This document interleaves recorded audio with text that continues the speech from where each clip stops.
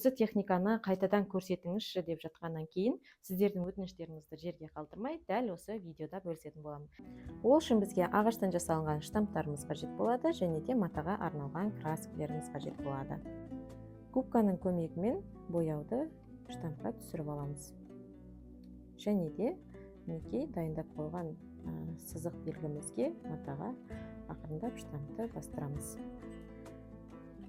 Мінекей бізде оюымыз түсті, дәл осылай қайталаймыз. Енді бізге осындай гүлді штамптарымызда қажет болады. Гүлін қызыл түспен, жапырақтарын жасыл түспен бояп аламыз. Бояуымыз барлық жеріне тиюі керек. Енді гүлімізді оюдың бір шетіне бастырамыз.